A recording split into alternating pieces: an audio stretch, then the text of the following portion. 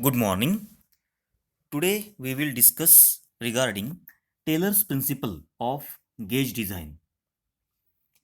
In mass production, components are manufactured with the tolerance limits suggested by the designer to facilitate interchangeability. Various measuring instruments are used to measure the actual dimensions and compared with the standard specified dimensions to decide the acceptability. In mass production, gauges are used to check the compliance of the limits of the part with the permissible tolerance limits instead of measuring the actual dimensions. The term limit gauging signifies the use of gauges for checking the limits of the components.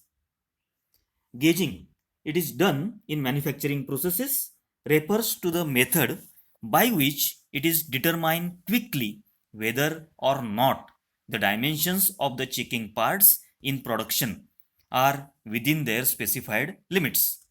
It is done with the help of some tools that is called the gauges. Limit gauges ensures that the components lie within the permissible limits, but they do not determine the actual size or dimensions. Gauges are scaleless inspection tools which are used to check the conformance of the parts along with their forms and relative positions of the surfaces of the parts to the limits. Limit gauges are very widely used in industries as there are two permissible limits of the dimensions of the part, that is higher limit and the lower limit. Two gauges are needed to check each dimension of the part.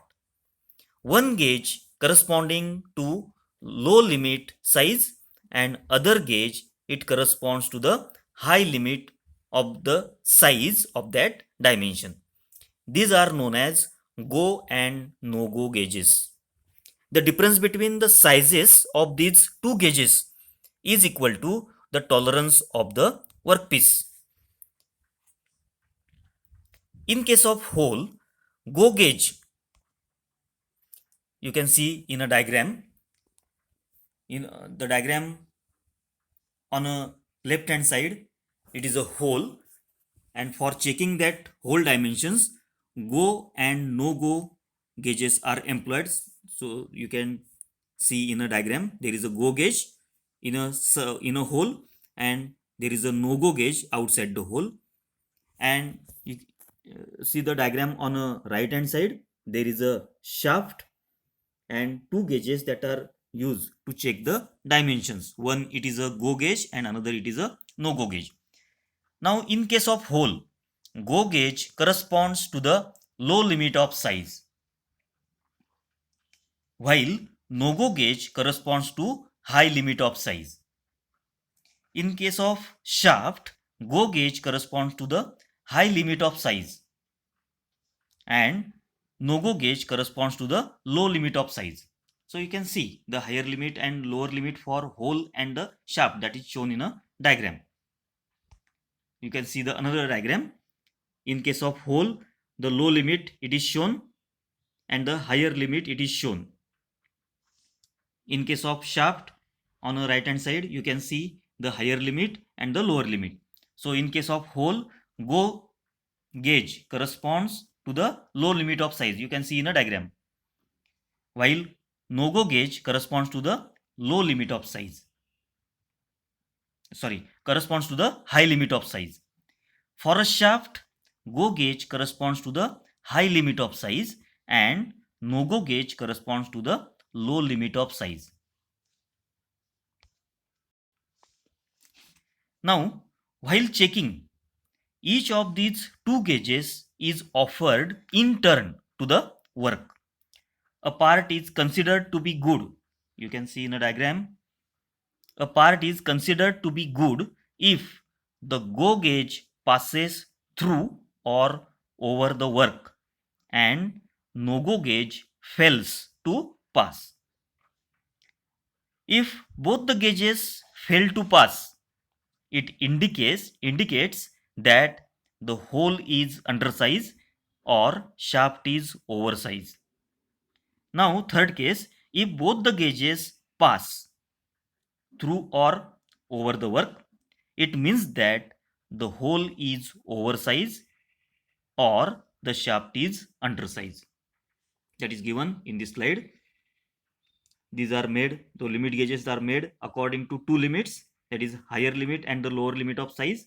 The maximum material condition should cover the go gauge, which should pass while gauging. So maximum material limit, that is that should cover the go gauge. So maximum material limit for the shaft is higher limit, that will be the maximum limit mml, that is a maximum material limit, and for the shaft lml, that will be the lower limit, that will be the lml, and for hole higher limit, that will be the maximum metal limit, and lower limit will be the least material limit. So that is a difference between the maximum material limit and least material limit. Now minimum material condition should match no-go side of gauge, which should not pass while gauging. Now advantages of the limit gauges or no and no-go gauges. These are free from errors. These are portable. These are independent of power supply. There is no need of any additional equipments with gauges. Combined dimensions like length, width, diameter and angle can be measured. Alignment, location, form also can be checked. Provides uniform reference standard. Less expensive for mass production. No need to set using master gauges and used by unskilled labor also. So these are the advantages of go and no-go gauges. Now, two different gauges that are used, or two different go and no-go gauges that are used for the hole as well as shaft. So now first we will see the gauge used for checking the hole dimension, that is internal dimension. So these gauges are used for checking holes of many different shapes and sizes. So that gauges are known as plug gauges, that is called the plug gauges. These are plug gauges for straight cylindrical holes, tapered, threaded, square and spline holes. So in a diagram, the single end plug gauge, it is shown. So it may be go or no go gauge.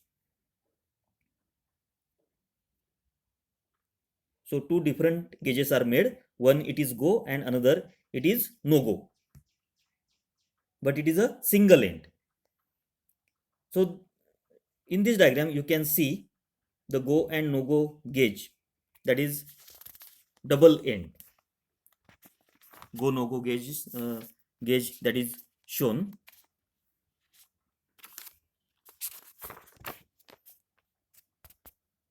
Then gauges used for checking the shaft dimensions, that is called the snap gauges. So this is a single end snap gauge and this is a double end snap gauges. One it is a go and another it is a no go. Then we will see the Taylor's principle of gauge design. So go gauge should be designed according to maximum material condition and according to Taylor's principle. Go gauge that should be designed according to maximum material condition, and no go gauge that should be designed according to minimum material condition. Now we have already seen what is maximum material condition and minimum material condition. So for the shaft, higher limit will be the maximum material limit or maximum material condition, and lower limit of the shaft will be least material limit or condition. that is LML, and for the hole higher limit will be the MML, that is maximum material limit, and for the hole lower limit will be the least material limit, that is LML. So you can see, so go gauge, you can see the go gauge that should be designed to check maximum material limit. So in a diagram, in a top diagram, you can see limits, metal limits for hole gauging. So at the left hand side the hole it is shown, and on the right hand side there is a go gauge and the no go gauge that is shown. So go gauge it is designed to MML, that is maximum material limit, and no go gauge it is designed according to the LML, that is least material limit. At the bottom you can see the checking of the shaft. On a right hand side the shaft it is shown, and on the left hand side go gauge for checking the shaft, and also the no go gauge it is shown for checking the shaft. So go gauge it is designed according to MML of the shaft, and no go gauge it is designed according to LML of the shaft. So you can see here in terms of the lower limit of hole and higher limit of hole that is shown here for the plug gauge. And for snap gauge, higher limit of shaft and lower limit of shaft it is shown. So the higher limit of shaft and lower limit of shaft, these are different than the maximum material limit and least material limit. Now according to Taylor's principle, so this principle states that the go gauge should be designed to check the maximum material limit, means lower limit for hole and higher limit for shaft, while the no-go gauges should be designed to check minimum material limit, that is higher limit of hole and lower limit of shaft. Now the plug gauges are used to check the hole, therefore size of the go plug gauge should correspond to the low limit of hole, you can see in a diagram, while that of no go plug gauge corresponds to the high limit of hole. You can see the diagram on a left hand side. Similarly, you can see the diagram on a right hand side. Similarly, go snap gauge corresponds to the high limit of shaft, while no go snap gauge corresponds to the low limit of shaft.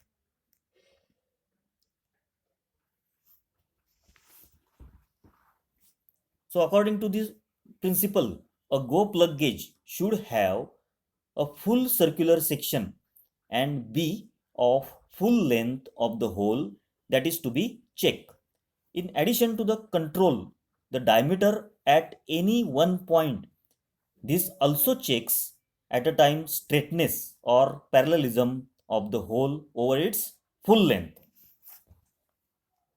So it means that go gauges should check all the related dimensions, that is roundness, size, location, etc.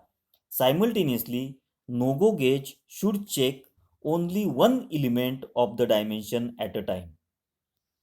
According to this rule, go plug gauge should have a full circular section. So you can see in this diagram to check the straightness of the hole. So go plug gauge should have full circular section and be of full length of the hole it has to check. This ensures that any lack of straightness or roundness of the hole will prevent the entry of the full length of the plug gauge. The length of the go plug gauge should not be less than 1.5 times the diameter of the hole to be checked. So the length of the the length of the, it is given, the length of the go plug gauge should not be less than 1.5 times the diameter of the hole. So that is the condition for the go plug gauge. To check out of roundness, this is another case. To check out of roundness, it will be more appropriate to make no-go gauge in the form of a pin. So this is in the form of pin to check the out of roundness.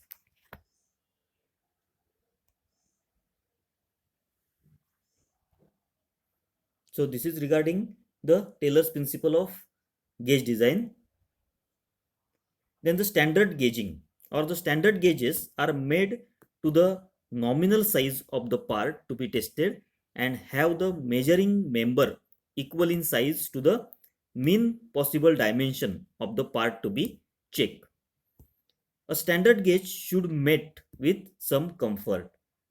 So this is a classification of gauges. So you can see the different types of gauges that is used to check the dimensions. So it is according to the type, according to the purpose, then according to the form of tested surface, and according to the limits. These gauges are classified. Then we will see the plug gauges. So plug gauges that is used for checking the hole dimensions. So there are plug gauges for straight cylindrical holes, tapered, threaded square, and spline holes. This is a single end plug gauge because you can check the dimension by single end. It may be go and it may be no go. So two different gauges are made to check the dimensions. One is go and another it is no go. Now it is a double end plain plug gauge. So you can check the two dimensions by a single gauge. One end it is a go end and another end it is a no go end.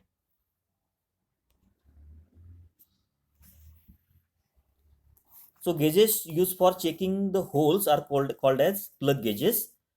The go plug gauge is the size of the low limit of the hole, while no go plug gauge is the size of the high limit of the hole. So the plain plug gauge shall be marked with the following.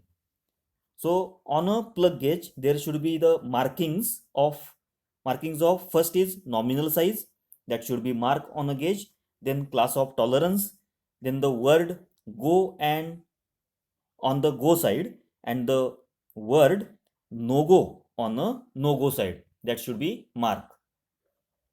The actual values of the tolerance that should be marked. There should always red color band near no go end.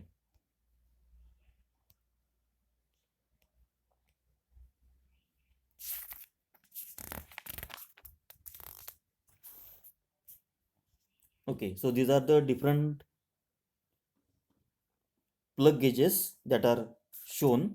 So this is a hollow end plain plug gauge. This is a progressive plain plug gauge. So in this, both go and no go sides are mounted one by one so that there is no need of turning the gauge for checking go and no go. So only on one side, go and no go end it is made, that is called a progressive. So there is a no need to turn the gauge for checking go and no go side. Yeah, this is another diagram of progressive plug gauge. You can see there is a go end and another it is a no go end. Then thread plug gauge. You can check the internal threads by using this gauge. This is a flat type or shell form plug gauge. Then gauges for the shaft, that is snap gauges. This is called the snap gauges. So snap gauges that are used to check the dimensions of the shaft. So this is a single end snap gauge it is shown. So it is a limit gauge with permanently or temporarily fixed measurement apertures or gaps, which is used to quickly verify whether an outside dimension of a part matches a preset dimension or falls within predetermined tolerances. So two apertures are frequently used to provide go and no-go testing and are often arranged such that a part being measured can pass through the two apertures in sequence. A part that is within tolerance will pass through the first maximum size limit aperture but will not be able to pass through the minimum size limit aperture. So snap gauge usually has a C-shaped frame with the apertures at the opening of the C. So this is a single end snap gauges. You can see at the bottom the checking of the diameter with the help of single end snap gauge. It may be go or it may be no go or the both go and no go end that are placed on a one side. Then double end. You can see the go end and the another it is a no go end. It is a double end snap gauges. Then adjustable snap. You can see. Then ring gauge. Then thread ring gauge. You can see, you can check the outside threads on a shaft by using the ring gauges, threaded ring gauges. So this is a caliper gauges. Then adjustable caliper gauge that you can check the outside dimension. So this is regarding the Taylor's principle of the gauge design. Thank you.